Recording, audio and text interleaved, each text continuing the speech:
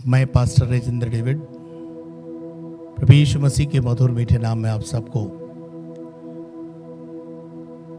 बहुत बहुत बधाई देता हूं। 15 अगस्त 1947 को हमारा देश आज़ाद हुआ और सभी देशवासियों को मैं इस चैनल के माध्यम से बहुत बहुत इस स्वतंत्रता दिवस पर बधाई प्रेषित करता हूं। और मैं चाहता हूं कि हम इस देश के लिए प्रार्थना करें कि एक दिन और भी बहुत ज़्यादा ऊंचाइयों पर हमारा देश जाए। मेरे अजीजों, हमारा देश एक समय अंग्रेजों का गुलाम था, पर बहुत सारे लोगों ने अपने जान पर खेलकर इस देश को आज़ाद कराया है। हम इस आज़ादी को बनाए रखें और भारत के एक अच्छे नागरिक बने। तो आइए हम परमेश्वर के वचन की ओर थोड़ा सा चलेंगे कि परमेश्वर का वचन बाइबल हमें देश के प्रति क्या कर्तव्यों को सिखाती है, बताती है। एक और प्रेम के बारे में बताना चाहता हूं, वो है देश प्रेम। हम अपने देश से प्रेम करें। देश का प्रेम, जिस देश में हमने जन्म लिया है, अगर हम भारतीय हैं तो हमको भारत से प्रेम करना है। भारत की उन्नति के लिए हमें जीना है। और मैं यहां से आपसे कहना चाहता हूं, इस स्वतंत्रता दिवस के ऊपर हम सब एक निर्णय लें कि हम एक भारत के सबसे पहले अच्छे नागरिक बनेंगे। यीशु मसीह ने हमारे अपने देह के दिनों में हमें सिखाया कि कर लेने वालों को कर दो, जो कैसर का है वो कैसर को दो, जो प्रभु का है वो प्रभु को दो। क्या है ये प्रभु यीशु मसीह सिखा रहे हैं कि जिस देश में तुम रहते हो, उस देश के प्रति जो तुम्हारे कर्तव्य हैं उनको पूरा पूरा निभाओ। इस स्वतंत्रता दिवस पर हम चाहते हैं कि हम एक अच्छे भारत के नागरिक बने। मैं आह्वान करता हूं इस मंच से कि सबसे पहले हम भारत के एक अच्छे नागरिक बने और उन अच्छे नागरिकों में से अच्छे नेताओं का निर्माण हो और उन अच्छे नेताओं में से सरकार का निर्माण हो। हम व्यक्तिगत जीवन में अपने जीवन में निर्णय लें कि मैं एक अच्छा भारत का एक अच्छा नागरिक बनूंगा।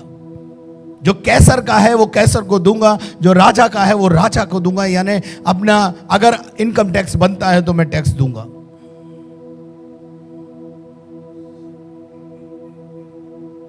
और अपने देश में देश के प्रति वफादार रहूंगा। अपने देश की उन्नति के लिए प्रार्थना करूंगा। आज सुबह मैं आपसे आह्वान करना चाहता हूं कि आप अपने देश से प्रेम करना सीखें और देश के कर्तव्य, देश के एक अच्छे नागरिक के जो कर्तव्य हैं वो, और साथ में अपने अधिकारों को समझे और नागरिक होने के नाते कर्तव्यों को भी समझे। केवल हम अधिकारों पर बात करते हैं, मैं चाहता हूं कि हम अधिकारों के साथ साथ कर्तव्यों पर भी बात करें। आपका क्या कर्तव्य आपके देश के प्रति?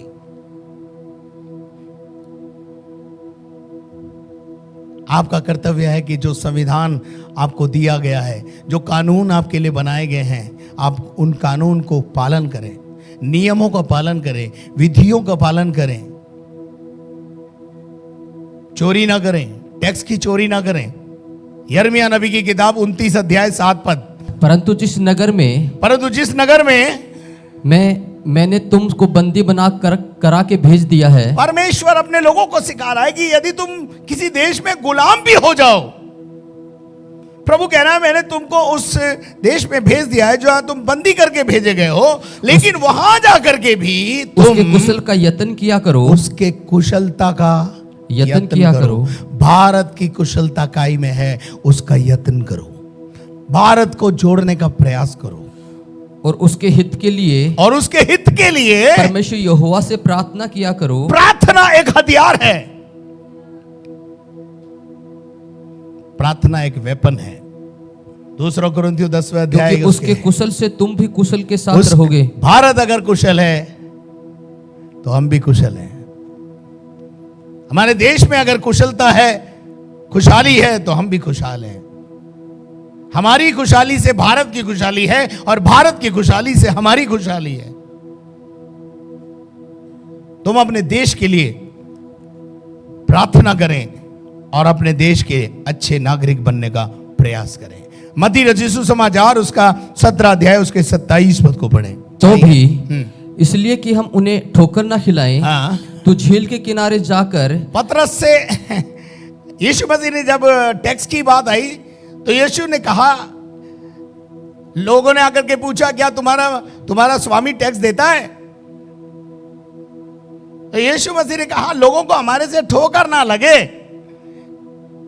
कोई ये ना कहने पाए, कोई उंगली उठा करके ये ना कहना पाए कि ये टैक्स चोरी करता है, टैक्स नहीं देता है।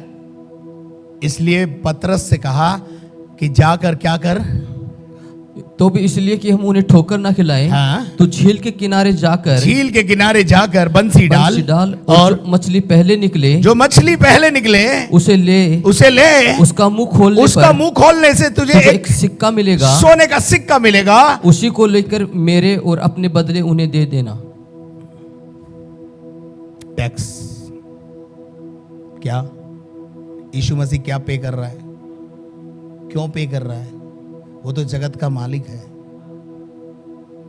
वो मेरे और आपके लिए एक नमूना बन रहा है। यीशु मसीह की जीवन में, शिक्षा में कोई खोट निकाल नहीं पा रहे आज तक ये लोग। बहुत कोशिश की है उन दिनों में भी रोमी सल्तनत ने कि कोई खोट मिल जाए, कहीं टैक्स चोरी के केस में ही पकड़ में आ जाए, पर यीशु मसीह ने अपनी देह के दिनों में पूरा टैक्स पे किया।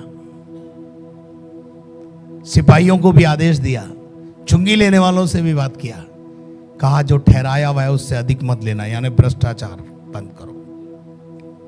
भ्रष्टाचार के विरोध में आवाज उठाई यीशु मसीह ने। एक अच्छा देश जब ही बनेगा जब ये कुरीतियां हमारे जीवन से जाएंगी। इसी का मत्ती का 22 का 21 पढ़िए जल्दी से के लिए। उन्होंने उससे कहा कैसर का, तब उसने उनसे कहा, यीशु ने यहां पर कहा जो कैसर का है वो कैसर को दो और जो परमेश्वर का है वो परमेश्वर को दो। कैसर का मतलब होता है राजा। जो राजकीय खजाने में जाना है वो राजकीय खजाने में जाने दो। एक अच्छे नागरिक होने का प्रयत्न करो, प्रमाण दो। टैक्स चोरी करने की कोशिश मत करो। एजरा 7:26 यहां पर देखते हैं पुराने नियम में भी, जो कोई तेरे परमेश्वर की व्यवस्था हाँ, और राजा की व्यवस्था न माने। दूसरी देखिए, दो बातें यहां पर। जो कोई तेरे परमेश्वर की व्यवस्था पहली नंबर पर परमेश्वर की व्यवस्था, दूसरा नंबर पे है और राजा की व्यवस्था न माने, उसको फुर्ती से दंड दिया जाए। राजा की व्यवस्था। आज अगर इस देश में कोई भी कानून बनता है, हमें उस कानून का क्या करना पड़ेगा? पालन करना पड़ेगा। चाहे प्राण दंड, चाहे देश निकाला, चाहे माल जब्त किया जाना, चाहे कैद करना, कुड़की बोलते हैं इसको, और चाहे कैद करना, जेल। परमेश्वर का नियम और राजा के नियम दोनों का पालन करके एक अच्छे भक्त और एक अच्छे नागरिक होने का प्रमाण देना है। कहीं भी परमेश्वर ने ये नहीं कहा है कि राजा का विरोध करो, राजा के लिए प्रार्थना करो, राजा का साथ दो। सबोपदेशक 8 का दो। मैं आयते दे रहा हूं आपको, फायदा पहुंचाएगी, आप ले लो इनको। 8 का दो, सबोपदेशक 8 का दो। मैं तुझे सम्मति देता हूं, मैं तुझे सलाह देता हूं कि परमेश्वर की शपथ के कारण राजा की आज्ञा मान। हेलो, राजा की क्या कर?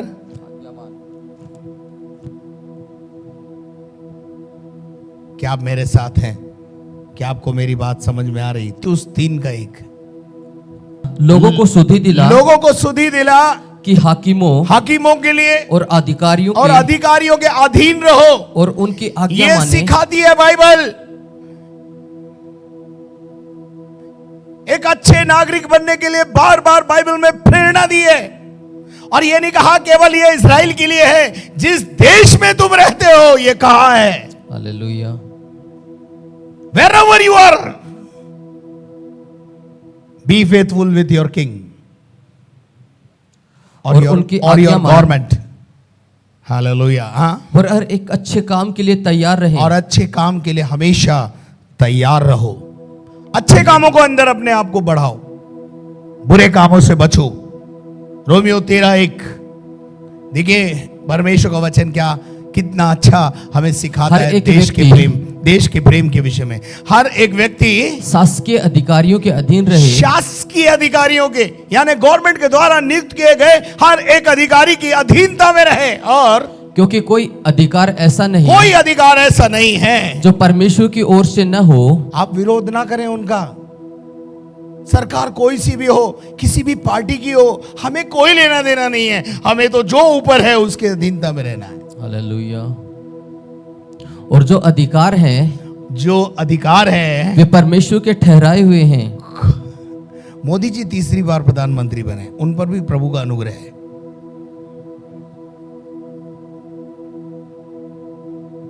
हम ऐसा मानते हैं और हम प्रार्थना करते हैं हमारे देश के प्रधानमंत्री के लिए कि परमेश्वर उनको ऐसी सद्बुद्धि और ज्ञान दे कि एक भारी परिवर्तन भारत में लाने की ताकत उनके पास हो। सद्बुद्धि दे प्रभु, उनको ज्ञान से भर दे अपने। हेलो, हमारा काम है उनके लिए प्रार्थना करना। जो परमेश्वर की ओर से ना हो, जो अधिकार हैं वे परमेश्वर के ठहराए हुए हैं। राजा अगर क्रूर है तो भी बाइबल बोलती है उसकी अधीनता में रहो। अधिकारी अगर क्रूस मतलब दुखी कर रहा है आपको, हम्बल योरसेल्फ। नम्रता एक हथियार है, प्रार्थना एक हथियार है, उपवास के साथ प्रार्थना एक हथियार है, वचन एक हथियार है। इस्तेमाल करो उनको।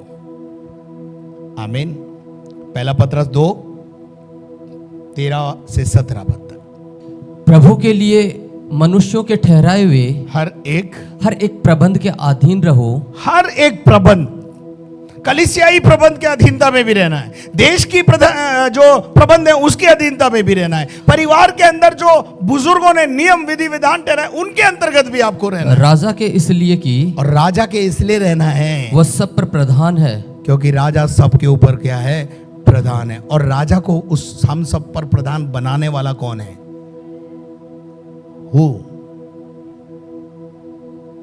हमारा परमेश्वर है। और हाकिमों हमारा परमेश्वर है। और हाकिमों के लिए क्योंकि वे कुकर्मियों को दंड देने, हाकिमों के लिए क्योंकि वे कुकर्मियों को दंड देने और सुकर्मी की प्रशंसा के लिए उसके भेजे हुए हैं। They are appointed by God. They are sent by God. क्या आप मेरे साथ हैं? 17 तक पढ़ना है। क्योंकि परमेश्वर की इच्छा यह है, परमेश्वर की इच्छा यह है कि तुम भले काम करने के द्वारा निर्बुद्धि लोगों की अज्ञानता की बातों को बंद कर दो। निर्बुद्धि लोगों की अज्ञानता की बातों को क्या करें? हम बंद करें। जो अज्ञानता में है उनको बोले नहीं ऐसा नहीं करना है। उनको भी सिखाना है, उन्हें समझाना है। पढ़िए आगे। अपने आप को स्वतंत्र जानो, पर अपनी इस स्वतंत्रता को बुराई के लिए आड़ न बनाओ। स्वतंत्रता का गलत लाभ मत उठाओ। हम स्वतंत्र है जी, कानून को हाथ में लेने की लिए जरूरत नहीं है। आज जैसे बहुत सारे लोग स्वतंत्रता का गलत फायदा उठा रहे हैं, और जब स्वतंत्रता का गलत फायदा उठाया जाएगा देश विनाश की ओर जाएगा। ये स्वतंत्रता जो अंग्रेजों से गुलामी से हमें मिली है, हमारे देश को ऊंचाई पे ले जाने के लिए मिली है। इसलिए नहीं मिली है कि हम अपने देश को बर्बाद कर दें। स्वतंत्रता का सही इस्तेमाल करें। स्वतंत्र है जी, हम भारत के स्वतंत्र नागरिक हैं। हम बाईं ओर क्यों चलें? हम तो नहीं चलेंगे, दाईं ओर चलेंगे, बीच में चलेंगे, हम स्वतंत्र हैं। ऐसी स्वतंत्रता आपके लिए दुर्घटनाओं का कारण हो जाएगी। यह स्वतंत्रता नहीं है जिसे आप स्वतंत्रता समझ रहे हो। हेलमेट बोझ नहीं है। हेलमेट आपके लिए सरकार ने आपकी सुरक्षा के लिए बनाया। बेल्ट सुरक्षा के लिए है, जिसे आप बोझ समझते हैं। आप क्यों हेलमेट नहीं लगाते मालूम है? बाल बिगड़ जाएंगे। इसके अलावा और कोई कारण नहीं है। किसको दिखाना है तुझे हीरो बनके? शादी हो गई ना, अब क्या लफड़ा है? छोटे करवा लो बाल। जीवन है तो सब कुछ है। बाल बिगड़े ना, इसके चक्कर में जिंदगी मत बिगाड़ो। एक दफा सर के बल गिर गए ना तो ऊपर पहुंच जाओगे। कहना मानो सरकार का। मैं जवानों को आह्वान कर रहा हूं देश के, कहना मानो, हेलमेट लगाओ। हेलमेट बोझ नहीं है। अरे क्या, हम तो भारत के स्वतंत्र नागरिक हैं, हमारी मर्जी है कि जैसे चलेंगे, हम नहीं लगाएंगे हेलमेट। सरकार का नियम है भाई, लगाना पड़ेगा। और सरकार ने भी यह नियम आपकी सुरक्षा के लिए दिया है, आपकी भलाई के लिए दिया है।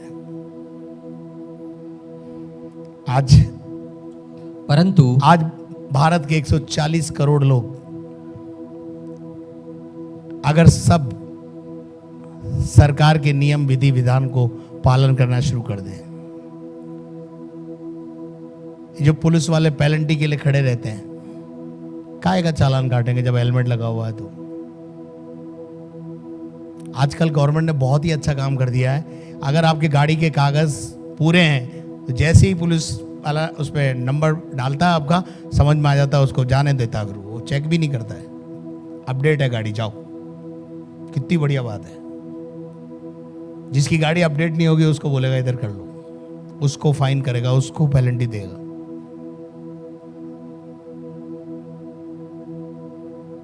हम सरकार के द्वारा बनाए गए नियम विधि विधानों का पालन करें, परंतु अपने आप को परमेश्वर के दास समझकर चलो। अपने आप को परमेश्वर का भक्त समझो। भक्त कभी अपोज नहीं करता, ध्यान रखना। भक्त विरोध के लिए नहीं है। भक्त को विरोध करना आता ही नहीं है। भक्त को प्रार्थना करना आता है। भक्त को भक्ति करनी आती है। क्यों मसीही लोग प्रोटेस्ट नहीं करते ज्यादा? हमारे पास एक उससे भी बड़ा हथियार है। प्रोटेस्ट करना एक हथियार है, एक अधिकार है। पर जो भक्त है उनके पास इससे भी बड़ा हथियार है, प्रार्थना, जो गढ़ों को उठा देता है। आप मेरी बात से सहमत हैं? ना हो तो कोई दिक्कत नहीं। सबका आदर करो। सबका आदर करो। भाइयों से प्रेम रखो। भाइयों से प्रेम रखो। परमेश्वर से डरो। आपस में एक दूसरे से प्रेम करो और परमेश्वर से डरो। राजा का सम्मान करो। क्या बात है। राजा का, अपने अधिकारियों का नाम लेते समय उनके आगे सम्मान सूचक शब्दों का इस्तेमाल करें। मोदी जी, माननीय मोदी जी बोलिए। मैं तो कह रहा हूं आगे पीछे दोनों तरफ लगा लो, क्या फर्क पड़ रहा है? पैसा लग रहा है क्या उसका? मोदी क्या कर लेगा? ये कोई बोलने का तरीका है? अभी वो हमारे देश के प्रधानमंत्री हैं, और ना भी हो तो भी बुजुर्ग हैं। हमें उनका आदर करना है। समझ रहे हैं बात को? राजा का सम्मान करो, बुजुर्गों का आदर करो, अपने अध्यापकों का, अपने सिखाने वालों का दुगना आदर करो। बुद्धि आएगी आपको आशीष आएगी। हालेलुया। अपने देश के लिए प्रार्थना करो। पहला इतिहास 4 अध्याय 9 और 10 पद, आखिरी पद है ये जो मैं आपके लिए लाया हूं, देश के प्रेम के कारण, जो बाइबल हमें सिखाती है। पढ़िए। हाँ जी। याबेस अपने भाइयों से, याबेस एक व्यक्ति है। याबेस का जन्म हुआ तो इसकी मां ने इसका नाम याबेस रख दिया, और याबेस जब बड़ा हुआ तो याबेस की दुआ सबसे निराली दुआ है। इसलिए मैं इस देश के विषय में आपसे गिनती करता हूं कि आप इस देश के याबेस हैं और आप इस देश के लिए ऐसी प्रार्थना करें। याबेस अपने भाइयों से अधिक प्रतिष्ठित हुआ। याबेस अपने सारे भाइयों में सबसे अधिक प्रतिष्ठावान बना और ऊंचे पे गया। वाई क्यों गया? अब सुनो क्यों गया। और उसकी मां ने उसका नाम ये कहकर उसका नाम याबेस रख दिया कि उसने मैंने इसे पीड़ित होकर उत्पन्न किया। अरे वो तो पीड़ित स्त्री तो बच्चा जनती तो पीड़ित तो होती है, लेकिन उसने उसका नाम याबेस रख दिया। लेकिन आगे क्या लिखा? याबेस ने इजराइल के